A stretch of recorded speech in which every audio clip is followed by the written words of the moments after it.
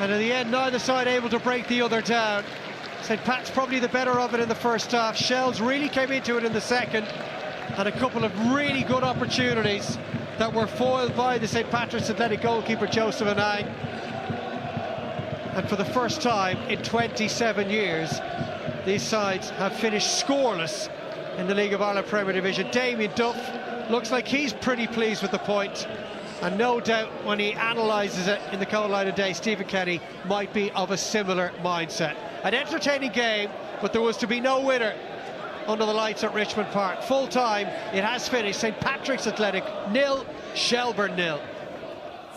Yeah, Duff love is a particularly intense brand of love, isn't it? Damien Duff definitely happy with the point and happy with how his team played this evening, judging by his reaction and his approach to his players there, the Shells manager. Didn't quite live up to the build-up, did it? Certainly didn't live up to the games last season between these two teams. But you just got the sense, Keith Treacy, I might be right or wrong in saying this, you can tell me, that did maybe both teams sort of feel that a point was okay as that game sort of came to a conclusion? It felt like that as we got closer and closer to the end. It felt like both teams didn't want to risk going for the win because they really feared losing it. Look, and again, you see Damien Duff's reaction there. He's really physical with Ledwich. I think he's delighted to come to Inchicore and keep a clean sheet. And look, I think everybody's looking at these two teams as the front two runners for the season, and looked like a nervous performance from both, desperate not to lose. And I think Damien Duff would be delighted. I think you can see from his reaction there, they've kept a clean sheet, and out of Becco and cute towards the end. I think Shelbourne had the best two chances. It'll be interesting to hear from him. Won't it, Owen? Like, I thought he was literally going to have a go at it, but it was all in affection. The first half, even the stats actually bear this out in terms of compare first half to second half. That man's team, Stephen Kenny's team, dominated the ball and the chance. Second half, Shells had 60% of the possession. So what changed, or why was this the swing between the two teams in terms of taking the initiative in that game? Yeah, well, Pats came out second half fast again, but it didn't last as long as it did in the first half, and Shells really took the sting out of it. They started to really dominate the middle of that pitch. Wood, Chapman picking up great positions. McEnroy was everywhere picking up pieces alongside Lunny, and they couldn't play at that box and really dominated possession and just slowed the whole tempo of the game down. He touched on it there. I think Damien Duff came here just making sure we don't lose this game. Both sides will probably be happy with the point at the end. Is there an element for the managers at this stage of the season? Is it a lot about laying out markers and making statements in terms of what's to come down the line, and that Duff wanted his team not to, like, obviously not to lose, but not to feel inferior as the game went on? Yeah, maybe. Like, and I'm sure he's kind of looked at the previous games. They kind of conceded some sloppy goals. There was none of that tonight. Obviously, they've kept a clean sheet there, but I think they kept Pats to shots from distance. Nothing clear cut really. Levy had a bit of a half chance when he ran through the middle of them, but no, he'd be really pleased with that defensive performance, considering he's missing some big players in those areas. Yeah, no goals at Richmond Park. We will have goals from elsewhere to show you. We'll do our roundup from around the grounds in due course. Plenty of entertainment, though, between Pats and Shells, analysis and reaction from Richmond Park to come after this.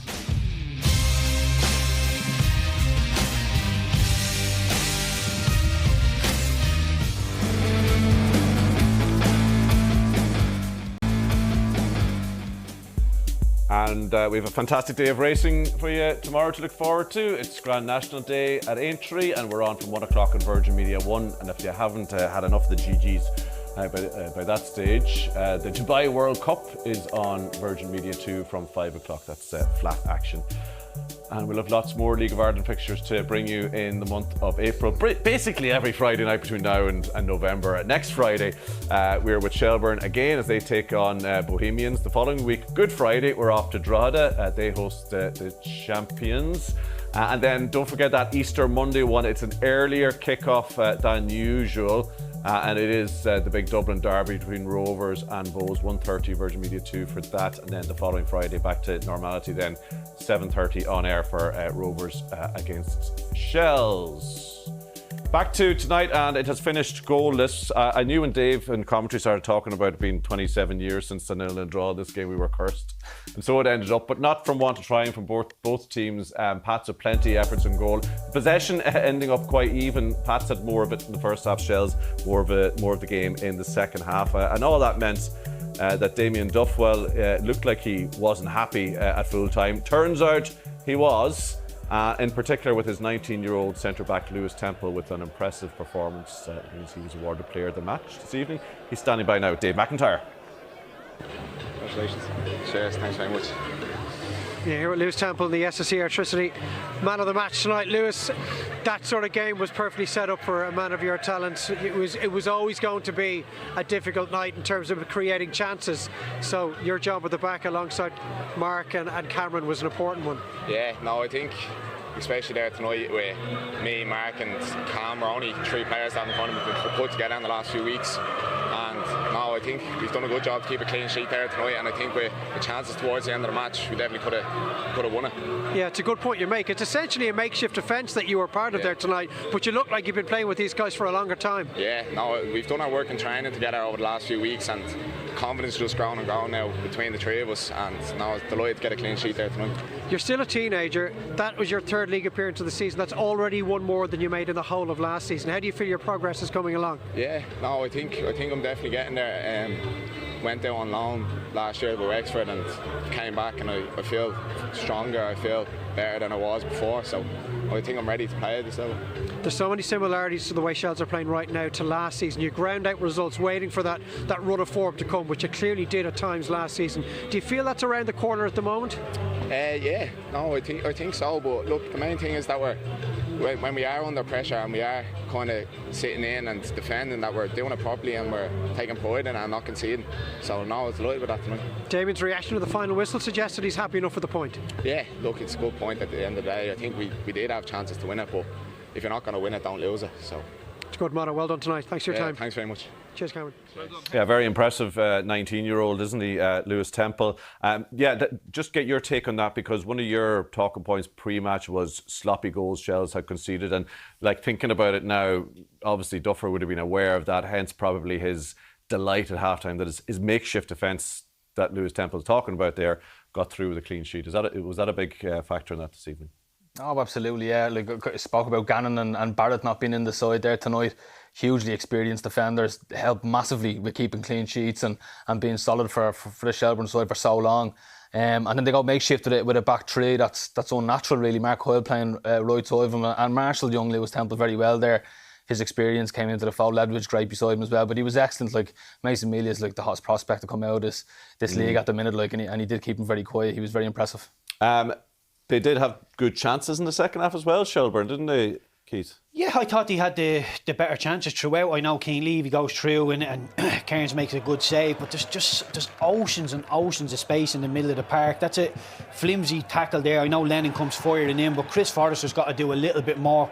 It's a good shot from Chapman. It's a decent save from Anang, one you'd expect him to make, but look at that ball in. There's a flimsy tackle from Solberg, and when Harry Wood wiggles free, nobody wants to come out and engage.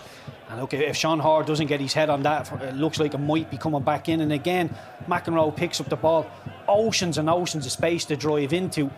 And look at this is a big moment in the game, wasn't it? Big moment. I think Meepo has to take another big touch there, get a race into Breslin, and if Breslin is behind him, you can initiate that contact. But he takes a strike on, take nothing away from Anang. And Meepo, again, his eyes lit up, but he should just play that to the left and get himself into the box. Look at the pressure on the ball. All the Pats players are 2-3 yards off. That run is a brilliant run. Excellent ball into the box. And Coote should be doing an awful lot better there. He gets away from Breslin, but he just messes up the header. Dave McIntyre standing by now with, we think, a happy Shelbourne manager, Damien Duff. Damien, your reaction to the full-time whistle suggested you're happy enough with a point. Is that the case? Yeah, firstly, I'd just like to give a shout out to me mum. She's 75 today. She's having a party. I couldn't be there. I'll see you shortly, love. And like most... She watching? No, she's probably had a few too many by now, but like most Irish boys, I'll be lost without her, so I love you, love. Am I happy with the point? To a point, yes. Definitely a point gained. I think 2 points lost for Pats, but yeah, they're a very dangerous team. But I think as the game wore on, we're in the ascendancy. They look tired, they look dead on their feet for the last 15, 20. And here, yeah, they had a lot of ball at times, but I think we had the 2 best chances on the night. You spoke to me in the build-up about, teams looking to find their form while still getting results. That was almost the game encompassing those words, because you did struggled to maybe get the upper hand in the first half, but in the end it was their goalkeeper that had to make the big saves. Fantastic saves, yeah. And listen, it was a brilliant game, a brilliant night, I think, for the neutral. As I said to the guys at half time, you could feel the tension, the pressure, the nerves in the ground. But it's beautiful. That's why we all get up and enjoy the game. But yeah, as the game wore on, like I said, the guys stuck at it. And as I said to them after, not that they ever went anywhere, but that was definitely us. That was definitely our team back, our identity back. Yeah, very, very good with the ball as the game wore on. But without the ball, just working bloody hard. And when you work bloody hard, you win things. We've just spoken to Lewis Temple there, still a teenager, anchoring that defence alongside obviously two more experienced boys in Mark Coyle and Cameron Ledwidge. What did you make of his performance tonight, and how impressed have you been by how quickly his development has come? Not surprised. I think he was a black belt in martial arts at 12 years of age, a world champion, so I know about his mentality. I know Lewis years. Fantastic, mature performance, and yeah, along with the rest of the back line, a back line that's maybe been thrown together, a shape that's been thrown together, but talk about buying into it and buying into our identity. They all did it, starting with Lewis, because like I said, big game, and he delivered. And a big game next Friday against Bows. You've got a morale boosting win tonight. Yeah, we'll go away and look at the post-match of this first, because you can learn a lot from the game you just played, and we'll start preparing tomorrow for Bohemians. Great, Dublin Derby. What's not to be excited about? David, thanks a million. Well done tonight. Thank you. Cheers. Just react to that, and obviously not the bit about his mother having a few too many at her birthday party. It was only a few days after Mother's Day, like, oh God, leave her alone. And he is generally a content man there, isn't he? Oh, absolutely, yeah. Clean sheet for his ma as well, which I'm sure she'll be delighted with. But yeah, no, like he kind of touched on it there, like a makeshift defence, a makeshift shape, and they've all bought into it, and they certainly did tonight. Like, you know, they kind of left Pats to very little, no clear-cut chances really. You know, maybe leave his chance aside. But no, he's after doing well there to come here and get a point. Yeah, and obviously missed his mother's 75th birthday party. If that's a happy Damien Duff, I wouldn't want to see an unhappy Damien Duff. You know, that was quite a greeting the centre halves got off him. The point he made, though, he felt Pats were out on their feet towards the end, that it was his team making the running. Yeah, I think that's fair. That was another source of pleasure for him. Yeah, well, I was looking at Jamie Lennon. He only played 25 minutes last week. He's had a bit of an injury, so he came back in and he is the engine. He's the heartbeat of the Pats team in terms of going out and getting the ball back. Chris Forrester, you know, he's brilliant, wonderful on the ball, but doesn't really want to go and do that dirty side of it. Brandon Kavanagh the same. So, yeah, look, I think it was workmanlike from Shelbourne, and Shelbourne they're one of these teams that don't have to play well and can still win games of football. For me, St. Pat's have to turn up and they have to play well to be able to win a game of football. So it's a great weapon that Shelbourne have. Let's have a look at the chances they did create, Pats, in that second half, Owen. And we'll see a lovely bit of play. Some really nice bits of football. You're going to get that with Pats, aren't you? We'll see the chance for Levy in a minute. I mean, they could have won it as well, couldn't they? Yeah, they could have, yeah, but as I kind of said earlier, there was nothing like really clear cut. Kind of bit of scrappy play here. Solberg does well just to kind of keep it alive. Just kind of missed a half chance from the corners before that. Bit of miscommunication there between Forrester and Kavanagh. I'm sure Kavanagh would have liked to get a good clean shot at that. Forrester's trying to do it on the swivel. This is actually good, a bit of build-up play here. Kavanagh, who was actually like really trying his best to create something while he was on the pitch around 70 minutes with a good chance, and Conor Cairns was excellent with his position. Again, Cairns' position here is brilliant. That's a wonderful play from Levy. He carries the ball so well for Pats when he does get involved in the game, and he gets on the end of it there, and but Cairns comes out and smothers him. It's a good save. I want to give you the piece about wasteful play from St. Pat's point of view, because it's something that you touched on before the match as well, in the sense that there was a lot to like about the way they attacked, but final ball in the last third, decision making in the last third. Were there moments like that in that match that let them down this evening again? No, absolutely. Like you've seen their chances there. That was really all they did. But there were so many opportunities when they actually got into the final third, and just like there was just a lack of conviction, like in their execution, the final execution, that final pass. Here the ball comes back out second phase, and it's just a hole from shot from Breslin from distance. Doesn't get on it. Here it comes out to Mulroney. He kind of said this in off air earlier on. He doesn't do anything here. Like, he doesn't shift it. We've seen him do that so well in the past. He doesn't. He just kind of smacks it, and I think he's kind of get a corner from it. Here another wasted one as well. He just kind of balloons it well over the bar out out for, I don't know, throw him out my well for a goal kick. We didn't see much of it. At one stage I thought he had a mate over there in the stand, he was trying to pass it. But he, very wise when they got into that final third. Again, Melia, you could see tired legs here. 75th minute, he kind of braced. You can see there's a lot of Shell's bodies ahead of him, and there's another McLellan on the far side of the pitch. He doesn't quite pick him out. This was actually really good play. It was good build-up play. Yeah. Melia does really well just before this. And is Kenny showing them clips, a package like that during the week then, and just telling them just cool heads, lads, make better decisions? Like, how do you sort of work through that sort of thing? Absolutely. They have a clear plan, and if it works, it'll work, and it's really nice on the eye. It's very entertaining. It's just that final pass, that little bit of execution in the final moment. I've no doubt they'll get there with it. Last word on Pats for you, Keith, and just coming back to that point you made when you're looking at Shell's chances, you've worries about them around midfield and the space that they give up to opposition. Yeah, like I say, with the three lads in midfield, there's two brilliant ball players in there, but Jamie Lennon is the really one who will try and get the ball. But if the two Shelbourne lads split either side of him, it's too great of a space for Lennon to be able to do by himself. So yeah, I think Pat's going forward are brilliant, but if the wingers are off, if El Bouzebbi is quiet and Mulroney's decision making is as poor as it was tonight, they will struggle. Chris Forrester was quiet from an offensive point of view as well. So look, Pat's weren't brilliant. I think they'll take the point and move on. Damien Duff will be an awful lot happier with the point, though, given that it was in Inchicourt tonight. Yeah, it's interesting the way that Duffer portrayed it. That was 2 points lost from Pat's point of view. We're going to take a quick break now. When we come back, we'll have our roundup of all the action from around the grounds tonight. All 10 teams were in action this evening. So all the Premier Division goals on the way.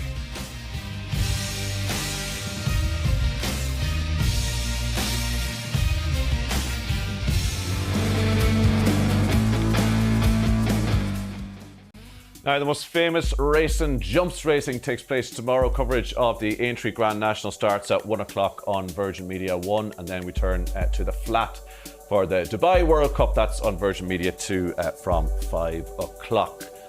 We are at the quarter-final stage of the Champions League as well, and it's German giants Bayern Munich who play Inter Milan on Tuesday, and then on Wednesday it's Barcelona in action against last year's finalists Borussia Dortmund. Both those games live on Virgin Media 2. Let's get into our roundup of all the night's goals from around the grounds. We're going to start up north. So Cork City made the long trip north to the Ryan McBride Brandywell to face Derry City, and it was Cork that took an early lead. Benny Couto's cross headed home by Kit Nelson to make it 1-0. The North Stand opened for the first time in the Brandywell, the new stand. They finally got to cheer in the second half. Derry City worked hard to find a way back into it. 15 minutes into that second half, they got their goal. Cork failed to clear, and it was Boyce to Boyce. Ronan Boyce finishing it off after Liam Boyce's header.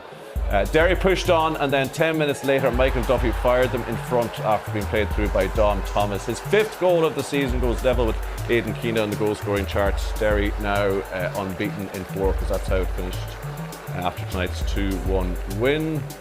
Drogheda United started this evening just 1 point off the lead as they took on Waterford at Sullivan and Lamb Park. Just before the break, Ryan Brennan headed through, and Warren Davis got the goal, his 3rd of the season.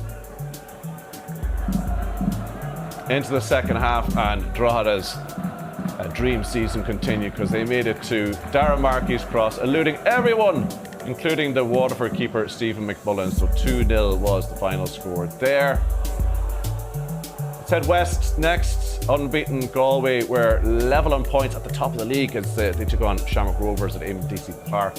But it was Rovers that took the lead just after the restart. Danny Grant's corner flapped at by Evan Watts, and Rory Gaffney on hand there to prod home. 1-0 the final score in Galway. Relief for Rovers. We find goals hard to come by. And finally, big game this at Dalymount Park. Second from bottom, Bohemians up against bottom side Sligo Rovers. Bohs off to a brilliant start in this one. 2 goals in the first 5 minutes. Colin Whelan with the opener, followed 2 minutes later by Ross Tierney. And it was Dawson Devoy, he was involved. That free kick for the first one, also involved in creating the second one. Brilliant finish by Tierney. Bohs flying, it seemed, but big hug as well for under pressure manager Alan Reynolds from Tierney. Sligo Rovers hit back in their own quick-fire 5 minutes spell. Francely Lomboto made it 2-1 on 24 minutes.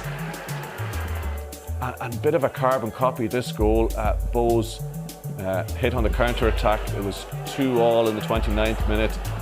Kasper Charaska comes racing out of his goal in for James Talbot tonight, and Eoin Elding with the goal there, his third goal of the season. Bohs, though, didn't panic. They got back in the groove in the second half. Ross Tierney with his second of the night. Devoy involved again.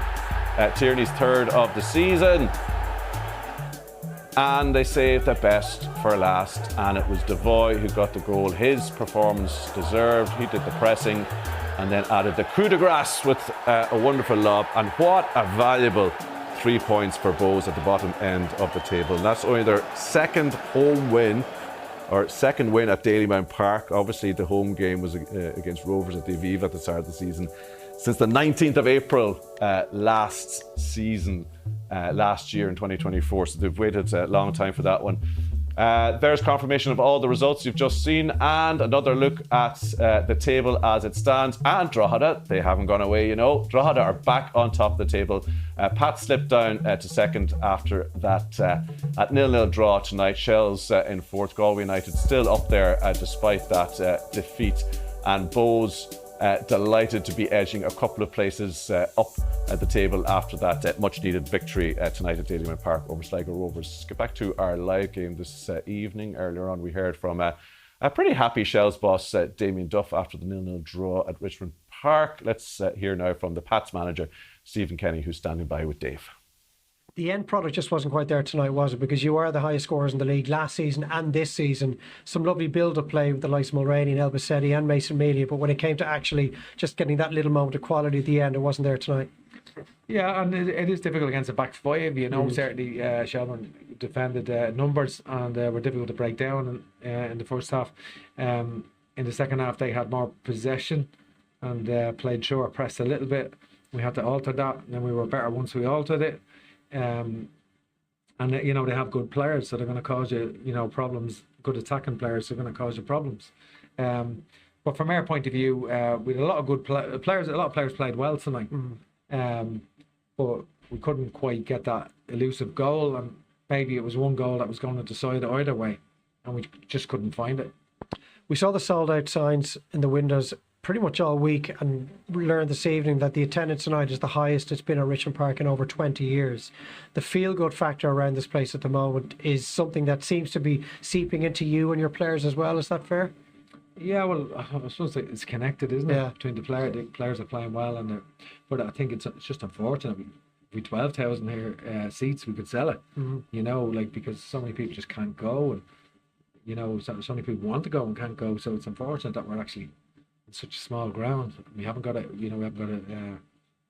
It's you know, it's there is plans, of course, but that will take time. But I think that is disappointing. But nevertheless, supporters were fantastic.